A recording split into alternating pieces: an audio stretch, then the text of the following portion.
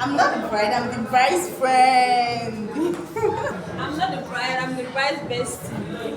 I'm not the bride, I'm the bride's sister. I'm not the bride, I'm the chief bridesmaid of the bride and the last born of the bride. I'm not the bride, I'm the bride friend. I'm the bride.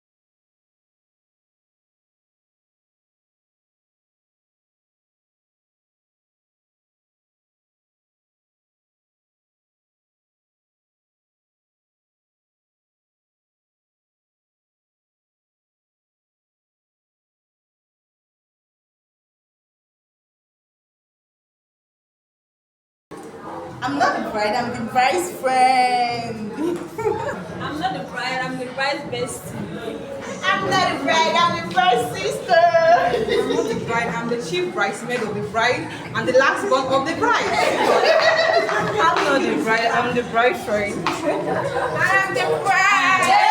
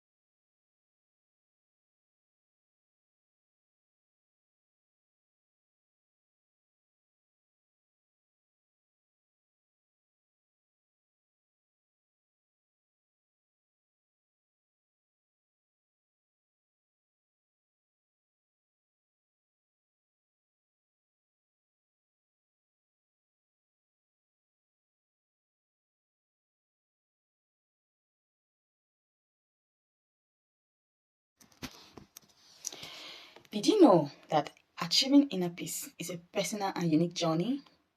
Now come closer, let me tell you. These three general approaches in achieving inner peace. It might be of help to you or to someone else that might be seeing this video through you. So listen carefully. Number one, meditate regularly. Yes, meditate regularly.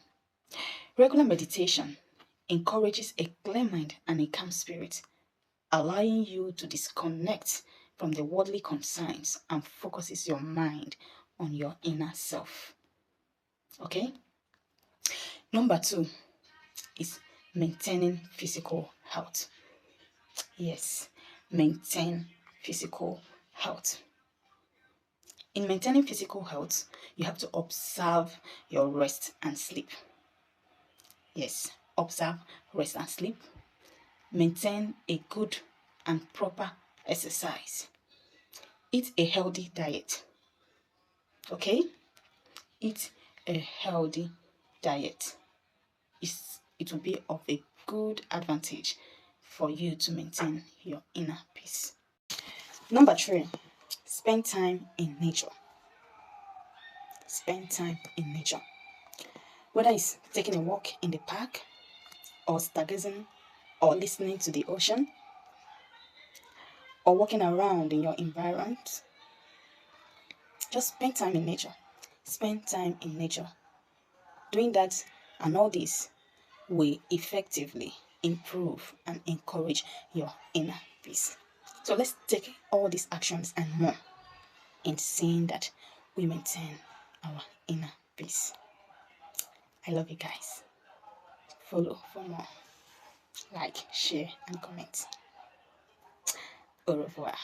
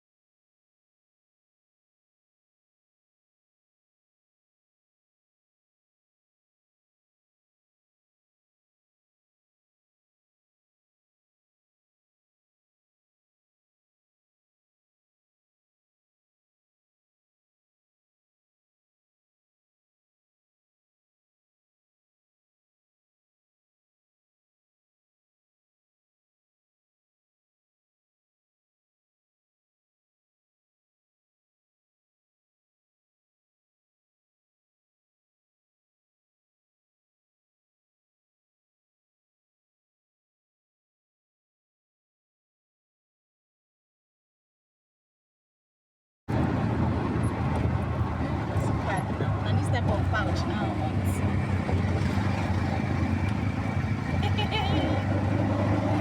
I love this cute.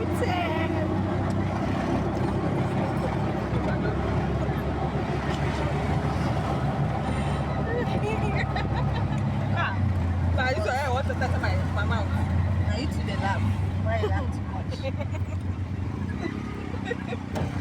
I like, oh. I remember this place.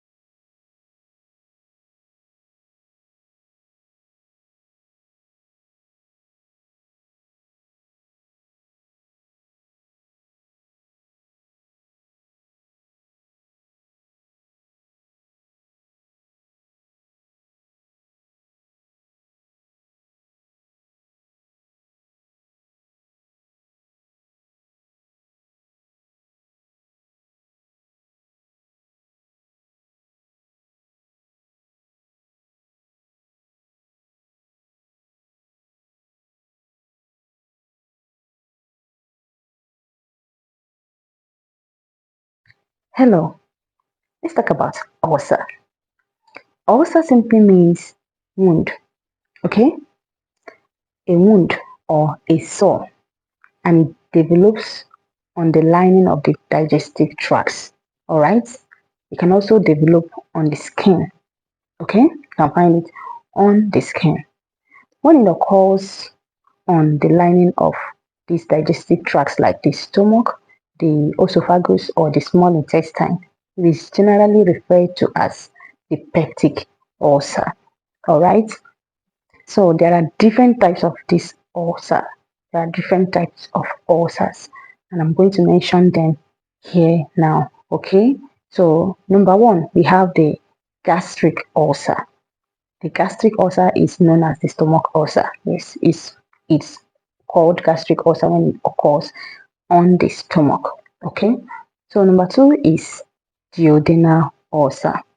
Yes, this happens in the small intestine. It occurs in the small intestines. Okay, known as the duodenum. All right. So number three is esophageal ulcer. It occurs in the esophagus. Okay. So this one makes swallowing of food a living hell. It makes it a nightmare. Okay. It's caused due to hyperacidity in the esophagus. Okay, so this is not something one should experience. Okay, how will you eat food now if you have such a problem? Okay, that is very, very painful to be very painful situation. All right. Number four is stress ulcers. This occurs when someone is very ill or injured. Okay, that's where you see stress ulcers. All right. So number five is mouth ulcers. Mouth ulcers is very, very dangerous. So how can one eat food now? You find it very difficult to eat food, to put food particles in your mouth, even hot and cold. You won't be able to enjoy it. So these are the ulcers, the various types of ulcers that normally torment people. Okay, so there are rare types too. There are rare types like the Zollinger-Ellison syndrome. Okay, so this one affects the pancreas. All right, it is seen as a tumor in the pancreas.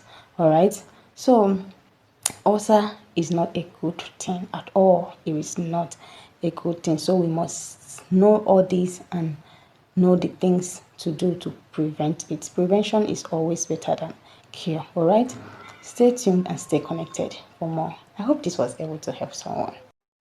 Hunger does not cause ulcer. Hunger does not cause this peptic ulcer that almost everybody's talking about. Okay, hunger is not the primary cause of peptic ulcer. Hunger can only contribute when one has already developed the ulcer. All right, it can trigger some reactions in your body, making you to feel the symptoms of ulcer. All right, so not eating for a couple of hours will not make you to develop ulcer. Okay, so I don't know where people got this ideology from, that once you have not eaten, you develop ulcer, or you have ulcer, or ulcer is real, or ulcer is real. It doesn't happen that way. Okay, I'm not saying that eating food is bad, or that eating when you're hungry is bad. No, eating food is actually good for your health. Okay, it's good for your health. It maintains your muscles, it gives you nutrition. All right, most especially when you eat the right quantity of food at the right time, when you eat in moderation. Okay, so it doesn't mean that when you're hungry for some couple of hours that you develop ulcer. No, unless you already have that ulcer, that trace of ulcer in your body, that hunger can affect your body functions. All right, so let's remove this mindset that hunger causes ulcer, especially, most especially this peptic ulcer. We'll talk about peptic ulcer in details, okay, in my next post. Hello, In my last video, I talked about hunger not being the cause of peptic ulcer. Okay, so now we are going to discuss about peptic ulcer to know what it's actually all about. All right, so peptic ulcer is a sore that develops on the lining of the stomach or duodenum. So in other words, stomach ulcer is also referred to as peptic ulcer, and then duodenal ulcer is also called peptic ulcer. All right. So the duodenal ulcer is an ulcer that occurs in the first part of the small intestine. All right. This first part of the small intestine is the duodenum. Okay. So peptic is like an umbrella term for the stomach and the duodenum, which is part of the small intestine. Okay, so when the sore occurs on either the stomach or the duodenum, it causes abdominal pain, severe abdominal pain, bleeding, and other complications. Okay, so the common symptom of peptic ulcer is abdominal pain. All right, so hunger exacerbates this pain in a situation whereby it has already been developed, but not really the primary cause of it. All right, so we'll look at the causes of ulcer. Hello, my lovely people. How are you doing? Hope you're good. For a few days now, I've been discussing about ulcer and its types, its causes, both the major causes and factors that can contribute to it. Okay, and the comments I got indicated that many people is not aware of these things. Okay, but I'm happy you came across my post and you were able to air your opinion by dropping your comments. Okay, I'm glad you really learned from those posts. Okay, so for those asking for treatment or cure to ulcer, I want to tell you that peptic ulcer cannot just be treated anyhow. Okay, so you need to visit your doctor and let him examine you to know the cause of the ulcer and then know the right medication to prescribe to you. All right. If it is caused by the bacteria H. pylori, it will be best treated with antibiotics and acid blocking medications. Okay. So if you have not developed this ulcer yet, you have to try your very best. Try your very best not to get it because it is very, very dangerous sickness. Okay, so always stay healthy, make sure you stay healthy, drink a lot of water on daily basis. Okay,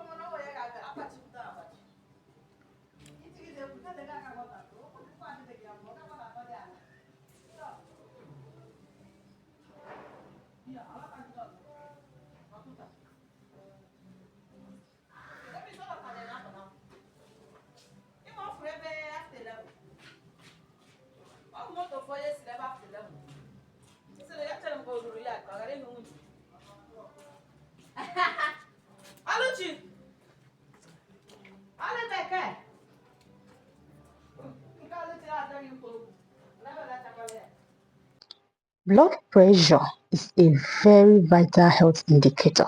Okay, that is why when you're sick and you go to the hospital, that will be one of the first things they will check to determine your health status at that moment. Okay, they will even check it first before administering any medication or even before running a blood test on you. Okay, they will check your vitals first, and the vitals include your temperature, your body temperature, your pulse rate, your heartbeat, and your blood pressure. Okay, checking your blood pressure is a factor to assess your cardiovascular health.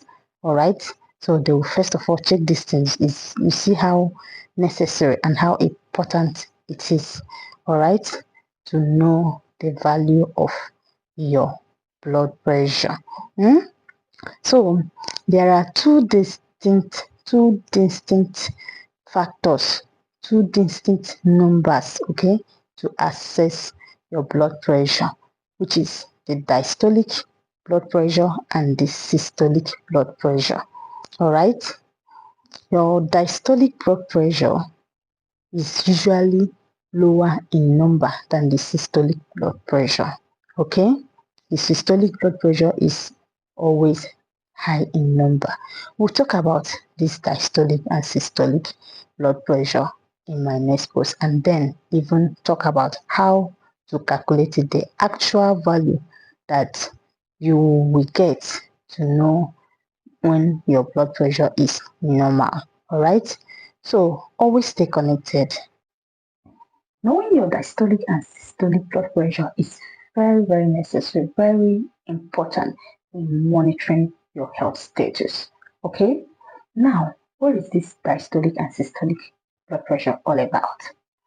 Systolic blood pressure is the pressure in your arteries during heartbeat when your heart contracts and pumps blood. Okay, you'll be hearing it when you're measuring, you'll be hearing the beats. Boom, boom, boom. Okay, so that is systolic blood pressure, and then diastolic pressure is when your heart muscles is resting between those beats. Okay, when it's resting between those beats and then refilling with blood immediately. This thing happens within seconds. All right, so it's very necessary that you know the measurements. They appear in numbers. Okay, the systolic pressure is always high in number, and then the diastolic is lower in number. In your monitor, your blood pressure monitor or machine, you will see displayed at the top part, the upper part is where is what is meant by the systolic blood pressure. Is usually higher in number, and then the lower one is the diastolic, which is lower in number. Okay, so you need to know about these readings. You need to know it. You need to know it to be able to monitor your health status and know what to do at the right time. Now, listen. 120/80, that is 120 systolic pressure and 80 diastolic pressure, is the normal average blood pressure. Okay, the normal average. Okay, it is a range. It is a range in which the measurement operates. All right, it's a range. So that is to say, if you have 120/80, you are fine. You are perfectly okay. And if you have slightly above that or slightly below it, you're also fine. Everybody must not have 120/80 to have the normal BP. Okay. Besides, it varies. It varies due to age. It can change. It changes due to age, due to things you're doing. Okay, due to exercise, your pregnancy. Okay, it varies, and it must not remain the same at all times. All right. So it's not every time when you check and it's not 120, you start panicking. Even at the moment you start developing the hypertension that you're not supposed to develop. All right. So I'm going to teach you how to do this measurement. First, let's know some gynecological terms and what their abbreviation stands for. My number one category is my two-letter abbreviation, which is AB, abortion, CS, cesarean section, D and C, dilation and curettage, D and E, dilation and evacuation. So my number 2 category is my 3-letter words category.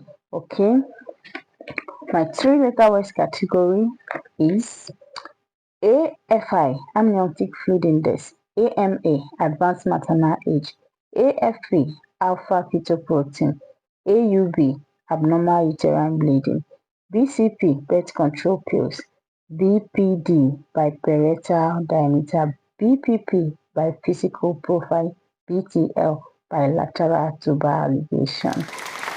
Follow for more. I love you. Difference between ovulation and menstruation. Many people are confused on these two words. Many people, especially men, are confused on these two terms, ovulation and menstruation. So I am here to explain it better for you to understand it. Okay? Menstruation and ovulation, they are two different things. Alright? So ovulation is the release of an egg, from the ovary, the release of the female egg known as ovum or ova in plural form from the ovary. When the egg detaches from the ovary into the female reproductive tract, it is known as ovulation. And on the other hand, menstruation is the monthly bleeding, or simply what people know as period, monthly period. Okay, so in other words, it can mean the monthly flow. Okay, so it happens when the uterine wall is being shedded. Okay, the shedding of the uterine wall through the vagina. Okay, which comes out as blood. Okay, so that is menstruation. So I will expand this more. Timing of ovulation and menstruation. Now, many people get confused on this timing of ovulation and menstruation, even ladies. Okay, so what is the actual time for ovulation and also the length of it? Okay, now let me explain this to you. Ovulation occurs on the 14th day of your cycle. That is, if you're a 28-day cycle person, okay, it occurs on the 14th day. But then, if you're a 27th day cycle person, it occurs on the 13th day. Okay, so if you are a 26-day cycle, just like that, just be removing one day to it. Just know that 28th day is 14th day that your ovulation will occur. All right. If we now have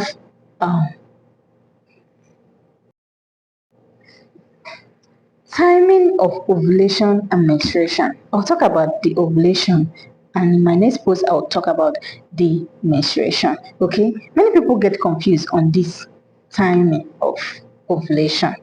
So what is the actual time for your ovulation to come? Ovulation occurs at the middle of your cycle. Okay, while menstruation occurs at the beginning of your cycle. What do I mean by that?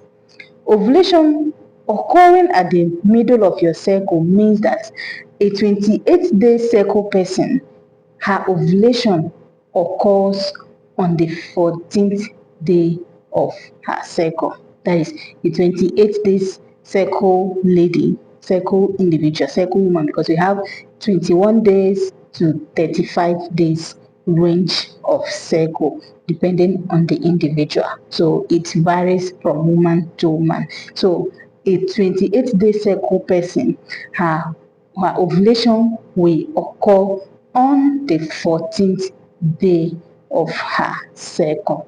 Okay, so if you are a 27-day cycle person, it will occur on the 13th of your cycle. And if you're a 26-day person, it will occur on the 12th day of your cycle. No, just like that. If you are 30-day cycle person, it will go on the 16th day of your cycle. Okay, but it won't go above. It shouldn't go above 35 days. All right. No, if it occurs, if your cycle is above 35 days, means there is something wrong and you need to consult your doctor. So it's necessary you know the day that. So when this shedding of the uterine lining occurs, it comes out as monthly period that women experience. Okay, let me expand this the more. When ovulation occurs, like when the egg is released from the ovary and goes into the female reproductive tract, like the fallopian, it runs along the fallopian tube and meets the sperm, fertilization occurs. All right. So in the absence of menstruation comes fertilization. All right. You understand it? So that means menstruation will occur when the egg release does not meet the sperm. Okay. When it doesn't meet the sperm, menstruation will occur. But when it meets the sperm, fertilization occurs. That is to say that both menstruation and ovulation works hand in hand. Okay, if this one does not occur, the other occurs. All right, so this is all about menstruation and ovulation. I hope this was able to help someone. Difference between ovulation and menstruation. Many people are confused on these two words. Many people, especially men, are confused on these two terms, ovulation and menstruation. So I am here to explain it better for you to understand it. Okay? Menstruation and ovulation, they are two different things. All right? So ovulation is the release of an egg, from the ovary, the release of the female egg known as ovum or ova in plural form from the ovary. When the egg detaches from the ovary into the female reproductive tract, it is known as ovulation. And on the other hand, menstruation is the monthly bleeding, or simply what people know as period, monthly period. Okay, so in other words, it can mean the monthly flow. Okay, so it happens when the uterine wall is being shedded. Okay, the shedding of the uterine wall through the vagina. Okay, which comes out as blood. Okay, so that is menstruation. So I will expand this. Time and length of menstruation. Oh yeah, come closer, let me tell you. Menstruation occurs at the start of your cycle. What do I mean by that? Menstruation occurring at the start of your cycle means that the first day you see your period is the day your cycle as a woman starts. All right. So if you remember in my previous video, you see when I told you that ovulation occurs at the middle of your cycle, while this menstruation is at the start. So the start of your period marks the beginning of your cycle. Okay. So normally it occurs between 3 to 7 days, depending on the individual. All right. So some people see their own only for 3 days. Okay, so let's say the length now for that person, that particular lady, is 3 days for her period to flow. Okay, so in this case is usually in young girls. All right, so in older ladies, let's say from 25 years and above, it's usually 4 days, 5 days, or 6 days, as the case may be. But then it shouldn't exceed 7 days. If it exceeds 7 days, then it calls for concern and you need to seek medical attention. All right, so 3 to 7 days is the normal length for your menses to flow. All right, then after that, after your menses, your body is now preparing and resetting for another Choosing the right contraceptive method. My ladies in the house, oh yeah, come closer, come closer. So there are many options out there. There are many contraceptive methods out there, ranging from female condom, male condom, pills, and even implants. Then there are other ones as well. Okay, so but choosing the best one, the right one for yourself is a very good thing to consider. Okay, so here are things, five important things to consider before choosing a contraceptive method. Okay, number one is its effectiveness. The effectiveness of the contraceptive you're about to choose. Okay, the purpose is to prevent pregnancy. The purpose is to prevent pregnancy because you know go one go born picking way no future. So you have to know the effectiveness. How well does it prevent that pregnancy? Number two is lifestyle. So before choosing any of the contraceptive methods, you have to consider the lifestyle you live. Okay, then is it daily, weekly, or long-term use? So you have to first of all consider what fits your routine. All right. Number three, side effects. Okay, so the side effects of the drug. One thing is to take a substance, another thing is to know the side effects of that substance you're taking. How will it affect your body system? How will it affect it? Okay, so you need to know these things. Number four is protection. How well does it protect you? Not just from pregnancy alone. Will it protect you from STIs, like sexually transmitted infections? So you need to know these things. Okay, then number five, which is the main thing to consider, is the health status, your health status. Okay, do you have any health issues that won't go hand in hand with the contraceptive? Do you need any health advice before choosing that particular method? So you need, and this thing you need to consult your doctor. So your doctor will answer those questions first before you go for that method. I hope this was able to help someone. Bye. This is why Posino 2 doesn't work for you. Posino 2 P2, known as emergency contraceptive or morning after pill, is a drug used to prevent pregnancy. Okay? So if it doesn't work for you, know that two things are involved. Is either you did not take it the right way or it is fake. Okay, so taking it the right way means you have to take it before 72 hours of sexual intercourse. All right, so before it works for you, you do things the exact way. You have to, if you purchase it from a pharmacy, you have to check the expiry date, make sure it's accurate, make sure it's not expired, make sure it is original. Okay, I think there is a code you type, to check those things. So you check it very well and then know the exact time to take it. Okay, take it before 72, even if it's possible, take it immediately after intercourse. So I made a post about salad and someone messaged me asking how salad will help in maintaining gut and stomach function. Okay, so this brings me to this video. Okay, this brings me to making this video. Though I've already answered him in my inbox, but I want to chip this in here. Okay, so now we know that salad is not just one active ingredient, right? It's not just one fruit or one vegetable. So it is a combination of both fruits and vegetables. Okay, there is cabbage, not just cabbage. There's cabbage, there's carrots, there's cucumber for those that add cucumber. There are other things. Some can even add sweet corn to it. Okay, so those things, those fruits in combination and vegetables in combination make up a salad.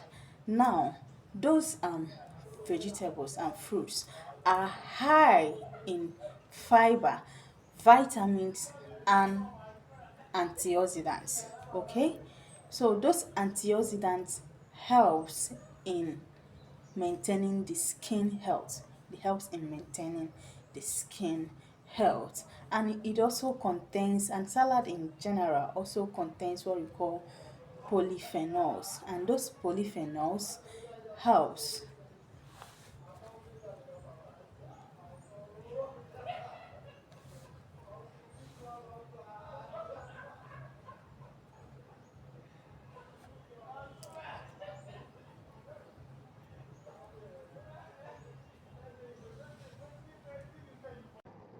difference between ovulation and menstruation.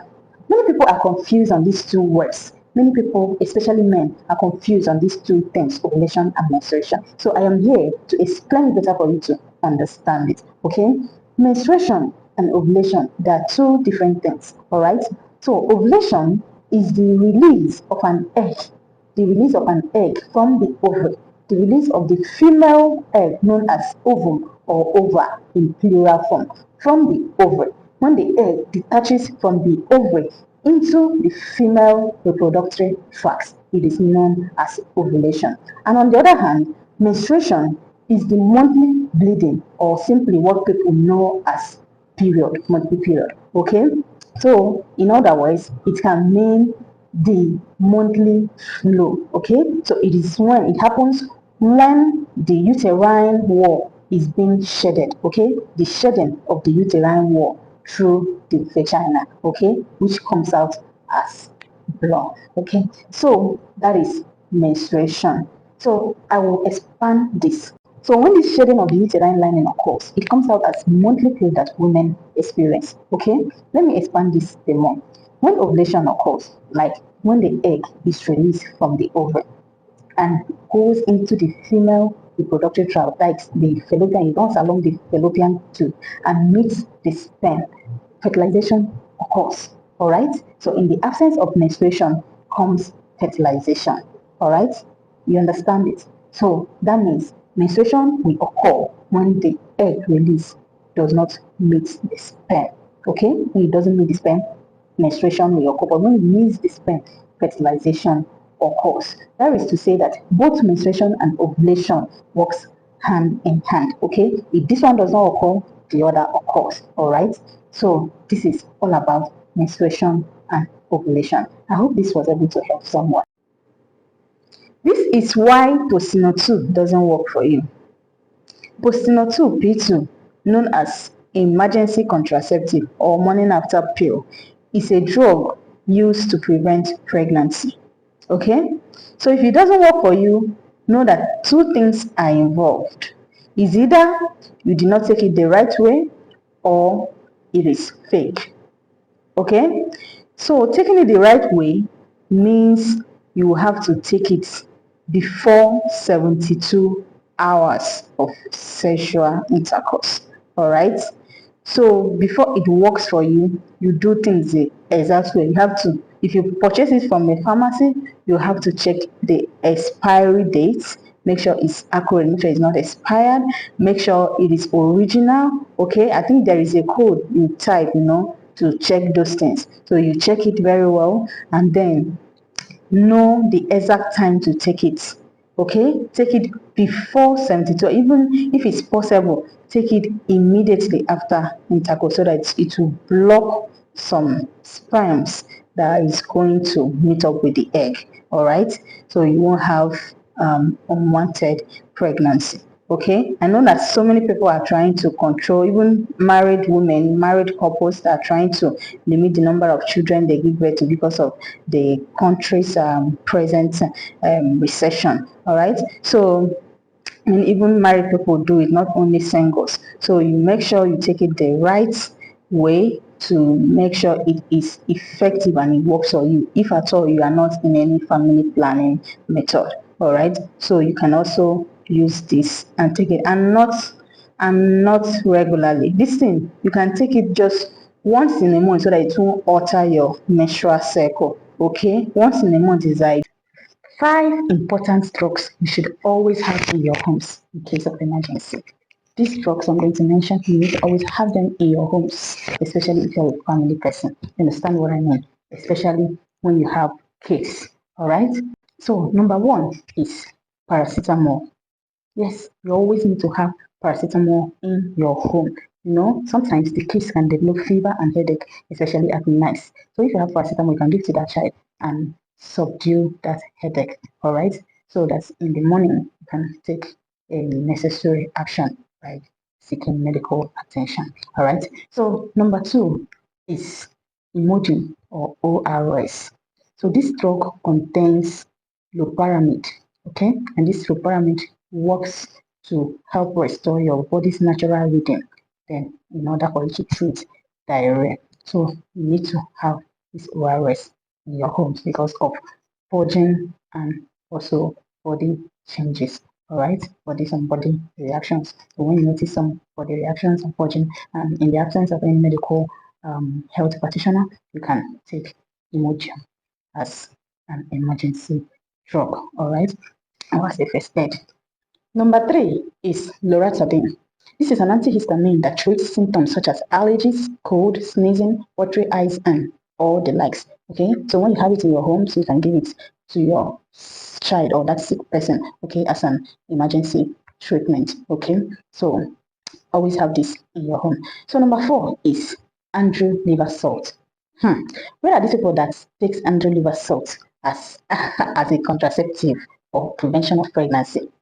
People are joking, oh, people are joking. Auntie, uncle, Andrew liver salt is not taken for that purpose. Okay, you can't take it for that purpose because it won't prevent anything. So if you are taking it in the name of flushing everything that has been poured in there after knacking, uncle, auntie, that your babe go carry belly. She go carry belly because it's not meant for that purpose. Okay, if you need a contraceptive, go and get a suitable one for yourselves. There are pills there. There are Costino. There are other pills. There is also a proper family planning method that you can use, the one that is suitable for your body that you can use, to prevent pregnancy and not taking and liver salt. Okay. So number five is aloe vera gel. Some people are underestimating the power of aloe vera. Many people are underestimating it. Aloe vera can be used for many purposes. Okay, so make sure you have it in your home. In fact, plant it if you get the chance and the opportunity to plant it. Plant it in. There's something I don't understand though. Maybe you should please make me understand. Seriously, like, how can a full-grown lady walk around in the street with stains of her menses all over her backside? Hmm? Is that supposed to be so? Are you being fair to the ladies? Are you being fair to the women in general? Like, you are above 20 years and you don't know when your next period is supposed to come. Hmm? Is it good? That is being careless. Okay? You're supposed to know when your period is supposed to come. Then you prepare for it. Now, you're supposed to wear black instead of white. So that if at all there's any leakage, it will cover, it won't show that way. It won't show that much. Please, let's be guided. Let's be guided. Stop bringing shame to ladies. Do you know how guys feel when they see it? They feel so disgusting. You irritate them at that moment. In fact, even me, there is a lady, it irritates me when I see